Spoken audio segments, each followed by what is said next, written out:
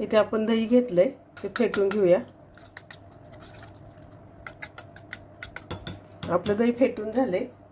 त्यामध्ये किसलेली काकडी, एक हिरवी मिरची आणि कोथिंबीर, त्यामध्ये दाण्याचा कूट टाकूया आणि सगळं मिक्स करून घेऊ. शेंगदाणे छान खरपूस भाजायचे आणि त्याचा जरा थोडा जाडाभडा कूट करायचा आणि तो कोशिंबीरमध्ये टाकून बघा.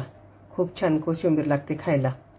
त्यामध्ये अगदी थोडीशी साखर आणि चवीनुसार मीठ. कोशिंबीरमध्ये ना मीठ खाताना टाकायचं. आधी टाकलं ना तर ते दह्याला पाणी सुटतं आणि मग पाणी एकीकडं आणि आपली काकडी एकीकडं होते. आपली इथं मिक्स करून झाली छान. इथं आपण तूप घेतलं आहे, त्यामध्ये थोडीशी मोहरी तडतडली की जिरं आणि थोडासा हिंग, छान अशी फोडणी मिक्स करून घ्यायची आणि आपण जे कोशिंबीर केली त्यामध्ये टाकायची, मिक्स करून घ्यायचं. उन्हाळ्याच्या दिवसात काहीतरी वेगळं खाऊशी वाटतं, त्यावेळेस ही कोशिंबीर करून खा.